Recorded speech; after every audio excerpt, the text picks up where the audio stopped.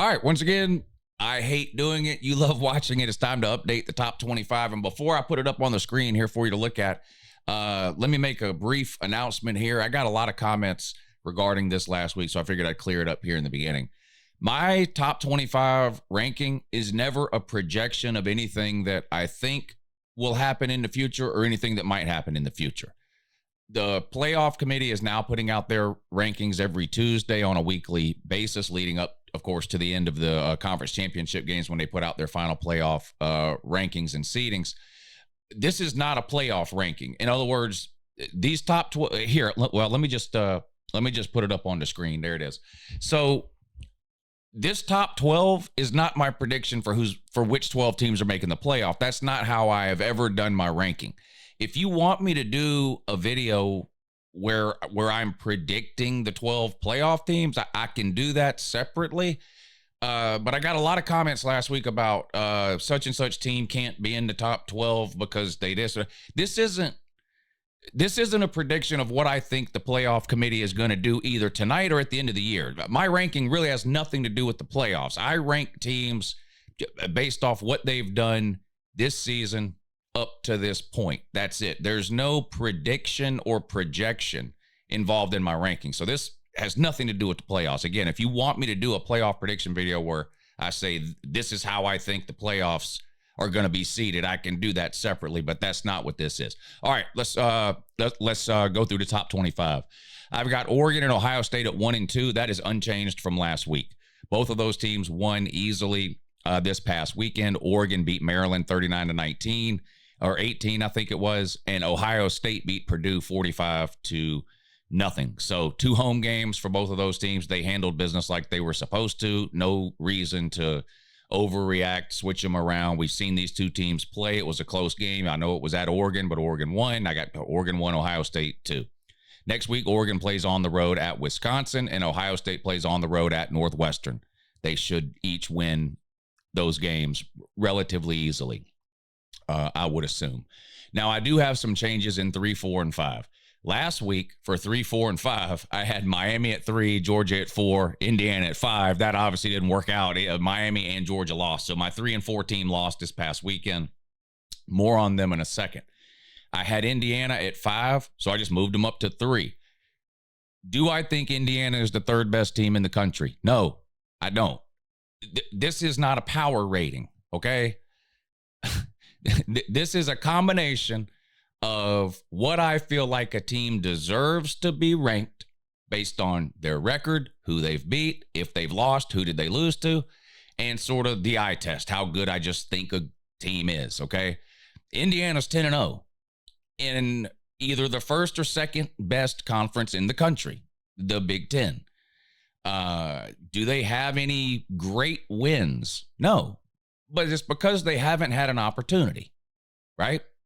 They haven't played Ohio State. They haven't played Oregon. They haven't played Penn State, okay? Now, they do get a crack at Ohio State here coming up in a couple of weeks, and we'll see. And that'll sort itself out. I think Ohio State will probably beat Indiana, okay? I think Texas would beat Indiana. I think Tennessee would beat Indiana. I think Penn State, Notre Dame would beat Indiana. So this has nothing, it's not a power rating, but they're 10-0. Okay, they're 10-0. You got to reward that. Again, this isn't a playoff prediction, but I've got Indiana at 3 right now. They won again. They beat Michigan 20-15. Not a very impressive win overall. We know Michigan's not very good, but look at Indiana's record against Michigan. It was a big win for Indiana. It was a big win for their fans and their program, a sort of a notch on their belt. Hey, we beat Michigan, right? Michigan's not a very good team. Indiana is. How good are they? Well, we'll find out in a couple of weeks when they play Ohio State, but second week in November, they're 10-0 in a major conference. I've got them at number 3. I've got Texas at 4. That's up a couple of spots. Again, these teams rose not really because they did anything all that significant. I'm talking about Indiana and Texas here. They won games they were supposed to win, but the two teams in front of them lost. Miami, a bad loss to Georgia Tech, and Georgia, a good loss in terms of who the loss was to, but a bad loss in that they got blown out 28-10. So you got to drop them. So Indiana up to 3, Texas up to 4. They completely dismantled Florida 49-17. Tennessee, same thing, had them at 7. They move up to 5. Not because it's overly impressive. They didn't go, they didn't go on the road and beat a top 10 team. They didn't beat a ranked team. They did kind of what they were supposed to do at home against Mississippi State. I had them at 7, moved them up a couple of spots to 5. They won 33-14. They, of course, play on the road this week at Georgia. Just a massive game for both teams. I feel like an elimination game for both teams. There's just such a log jam at the top of the SEC right now. I think there's 6 or 7 teams with 2 losses or less. It feels like an elimination game in Athens this week for Tennessee when they go on the road to take on the Dogs. Georgia's favored by about 9 right now. We'll see what happens to that number over the course of the week, but right now Georgia's about a 9-point favorite there. Feels like an elimination game. It's definitely an elimination game for Georgia, and Tennessee will probably not get in the way it's looking if they were to lose this game on the road. Probably that loss at Arkansas is going to end up keeping them out if they finish 10-2. But anyway, that's a conversation for maybe a playoff video if you want me to do that later on. But Tennessee won, moved them up to 5. I've got Penn State at 6. The loss to Ohio State is all anybody wants to talk about, and I get it. Penn State's another team, kind of like Indiana. They don't have any massive wins. Really, the best thing about Penn State is a close loss to Ohio State. Lots of teams have losses. Lots of teams have good losses, but most of those teams also have like significant wins, and Penn State just doesn't have that right now. And when you look at their schedule, they don't really have a chance to get one either. I don't know that an 11-1 Big Ten team is going to get left out of the playoffs, but if there is one that's going to get left out, it might be Penn State. They just don't have a marquee win that they can lean on.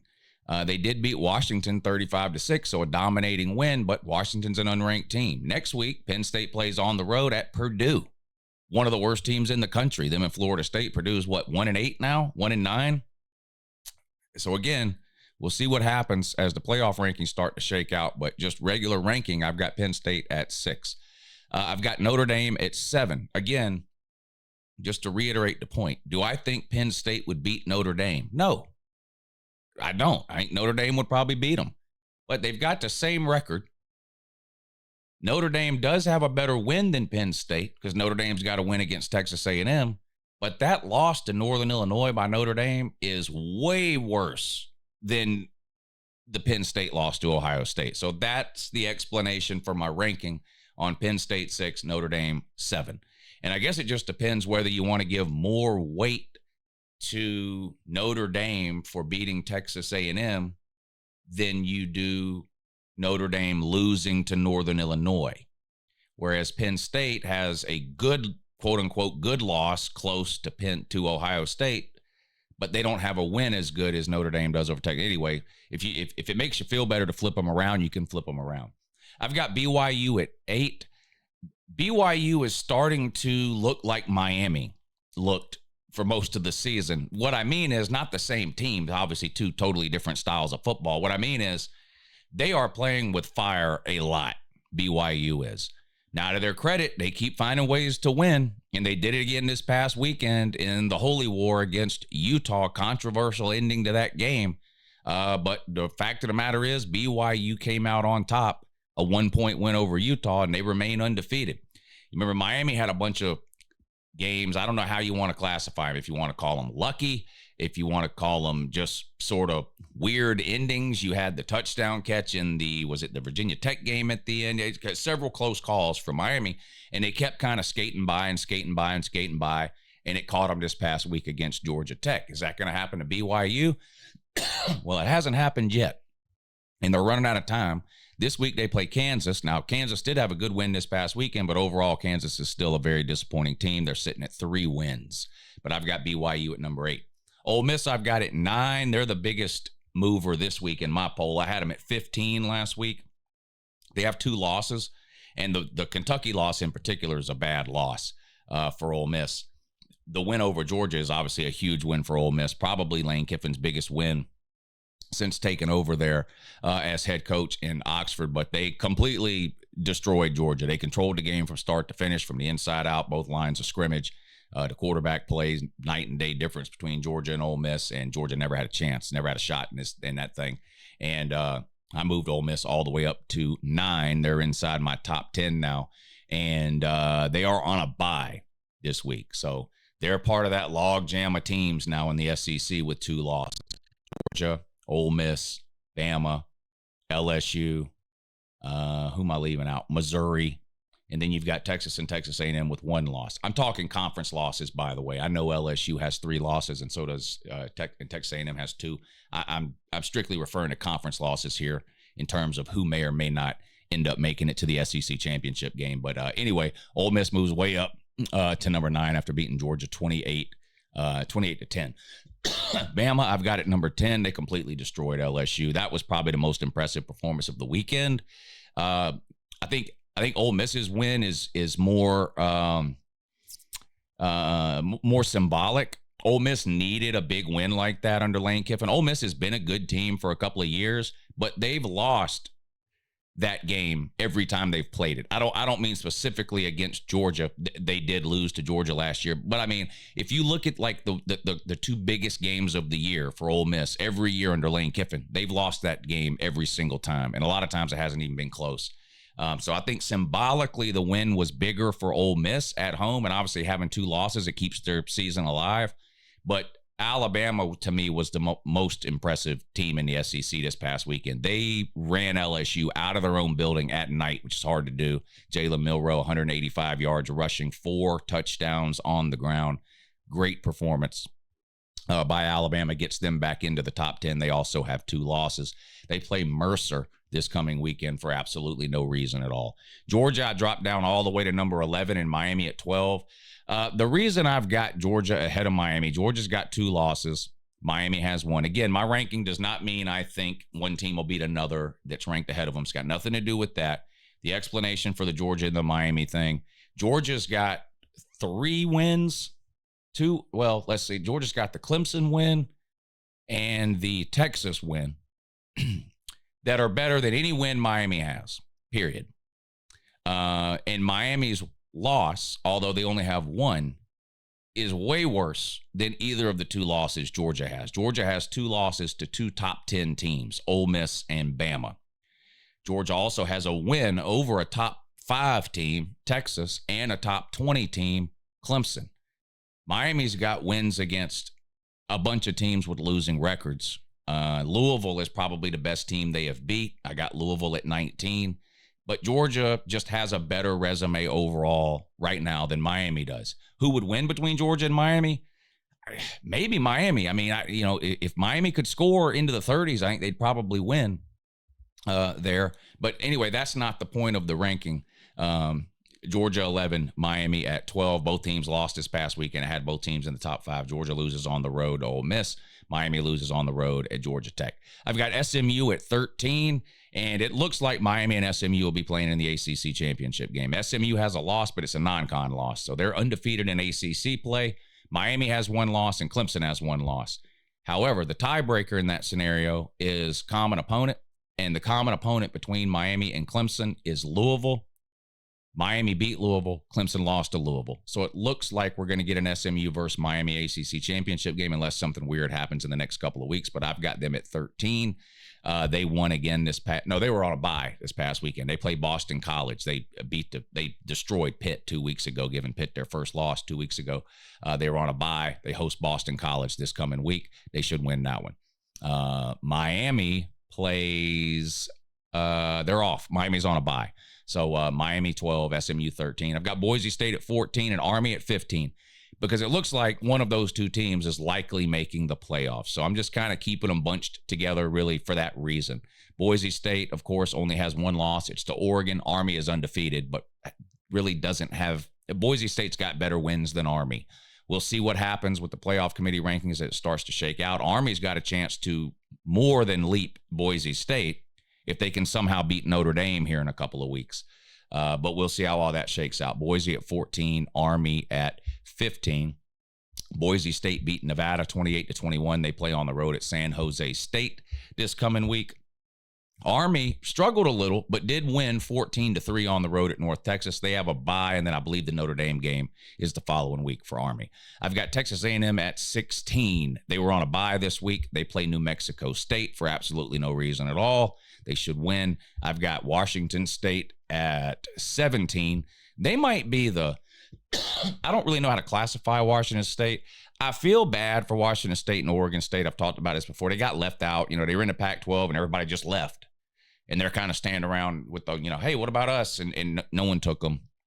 But Washington State's 8-1, 9-1, 8-1. Yeah, beat Utah State this past weekend, 49-28. I'm not here to tell you they're a great team or a playoff team or could win the Big Ten if they were in it or anything like that. But this is a team that had every reason to kind of just pout and mope. We don't have a conference. We got left behind, blah, blah, blah. And here they are, second week in November, and they're just sitting on the one loss. Pretty good season for Washington State, all things considered. South Carolina, I moved up to 18. South Carolina might be the best team in the country that's not in contention for the playoffs. They were robbed of that win at home against LSU earlier in the year with some terrible officiating. They did get blown out at home by Ole Miss. But they're a good team, and defensively, they're really good. I could tell you, I wouldn't want, after watching what Ole Miss did to the Georgia offensive line on Saturday, I don't want Georgia playing South Carolina. Defensively, they're really good, and their quarterback has gotten better over the course of the season. Urkel, Lenore, Sellers. Again, not a great team. I'm not trying to, make them more than they are, but they're a dangerous team. I do think there are some teams that are going to make the playoffs that South Carolina would have a really good chance against. And I know that's not the point of who gets into playoffs and who doesn't, but I'm trying to compliment South Carolina in a roundabout way because I don't like complimenting South Carolina, but they've had an impressive season. It's just that that's all there is to it. They've had an impressive season. What are they up to now? 6-3. So, if that LSU game goes the other way, then instead of LSU being one of the 6 or 7 teams in the SEC with 2 losses fighting for a playoff spot, it would be South Carolina in the mix at 7-2 and fighting for the playoff spot. Let's not forget, too, they took Alabama to overtime in Tuscaloosa. So definitely a better than advertised South Carolina team. How about that? But they of course beat Vanderbilt 28-7, and they get a ranked Missouri team. Not ranked according to me. I think Missouri's terrible, but ranked according to the AP Missouri team this coming week. And I think South Carolina's going to beat them bad. I think they're a way better team than Missouri. We'll see. The game is in South Carolina. So obvious advantage for South Carolina there. I've got Louisville at 19. Louisville's another team at 6-3. Louisville and South Carolina might be the 2 best teams that aren't in playoff consideration. Louisville's a pretty good team too. They were on a bye this week. They play on the road at Stanford next week.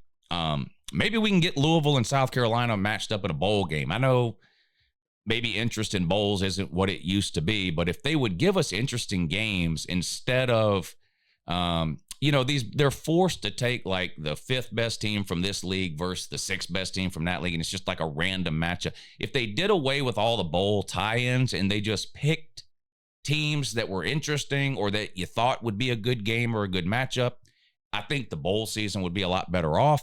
And this is an example of that. I would love to see Louisville play South Carolina. Anyway, probably not going to get to see that, but I've got Louisville at 19. Clemson, I've got at 20. Clemson's another team that they look really good when they play bad teams. I mean, they look really good when they play bad teams. But they've played, 2 teams with a winning record, Georgia and Louisville, and lost both games, and neither was particularly close. So even though Clemson is sitting there with just the 2 losses at 7-2, I just don't see any way they're getting in the playoffs. They've got 0 quality wins. And the 2 losses are against ranked teams, and in one case, a really good ranked team, Georgia, but they weren't close games. They got blown out both times. They still have to play South Carolina at the end of the year too, which doesn't affect their ability to make the ACC championship game, but could potentially be a 3rd loss. And I don't think Clemson's making the ACC championship game because of the tiebreaker with Miami. Now, I will say this. I do think Clemson is good enough that if they somehow do get into the ACC championship game, in other words, if Miami or SMU somehow loses another game and Miami does get a shot in Charlotte at the ACC championship game, I think Clemson is good enough to potentially win it and then get themselves into the playoff. But as far as an at-large situation, I don't see Clemson getting in. But I've got them at 20. They beat Virginia Tech 24-14. They play on the road at Pitt this coming week. Pitt started the season 6-0, 7-0, 8-0 maybe, something like that. Anyway, they've lost their last 2 games, Pitt has. So now Pitt's sitting on 2 losses and no longer even ranked. I've got Kansas State at 21. They just keep hanging around. I mean, they do have 2 losses, so they're 7-2. They didn't play this past week, and they're on the outside looking in right now in terms of the Big 12 title game. They need Colorado to lose another game. They beat Colorado earlier in the year, but Colorado only has 1 conference loss, that one, whereas Kansas State has 2 conference losses, and, of course, BYU has 0. So if the season ended today, you're looking at BYU versus Colorado in a Big 12 title game. If Colorado loses another game, they would have 2 conference losses, same as Kansas State. Kansas State beat them head-to-head. Kansas State would get in. So that looks like the possible scenarios in the Big 12. But I've got Kansas State at number 21 on a bye this week, like I mentioned, and host Arizona State next week. Speaking of Colorado, got them at 22. That's up a couple of spots from last week. They won again this weekend on the road, this time right at Texas Tech, 41-27. Texas Tech got out to a 13-0 lead in that game. And then watched it evaporate as Colorado pulled away in the end, 41-27. Travis Hunter had another 100-yard receiving game, or 99 yards, I think, so not technically 100, and another touchdown. Shador played well, and Colorado quietly, defensively playing better. I think they had 6 sacks in this game, I heard on TV while we were watching on Saturday. But anyway, I've got Colorado up to number 22. LSU, I dropped all the way down to 23, and this might be too high. They just might not be a great team. If you add in the fact, like we talked about, they probably should have lost that South Carolina game on the road. The referees kind of stole that one for them. They're destroyed by Alabama. I don't know. I think they're a borderline top 25-ish type team.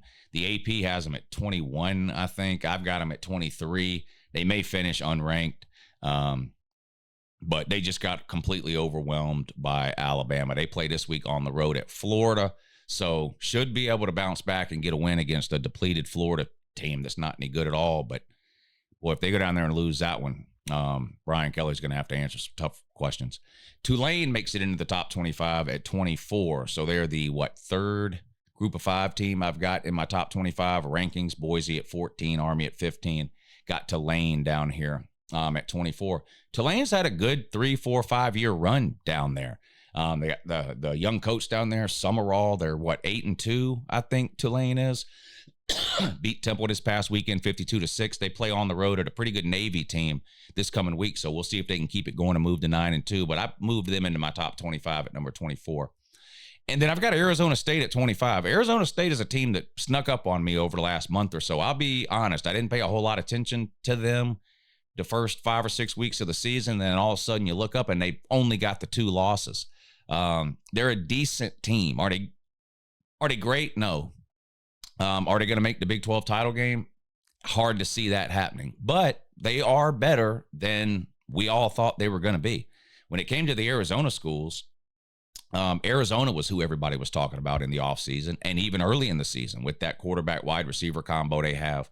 And it turns out Arizona State has been the better of the 2 Arizona schools this year, so they make it into the top 25 this week at number 25. But there you go. That's my top 25 for this week, heading into week 12 now of the 2024 college football season. And again, this is not a playoff ranking. It has nothing to do with the playoffs. Maybe I'll put out something separate that's like a playoff projection or something like that, the 12 teams that I think are actually getting into the playoffs. That's not what this is. I don't think my 1 through 12 are getting into the playoffs. Just tell you that right now. That's not what I think at all. So don't. I got a lot of comments last week about, well, this team can't be ranked in the top 12 because they're not making the playoffs. It's got nothing to do with how I'm ranking the team. So anyway, appreciate you watching. Have a good morning.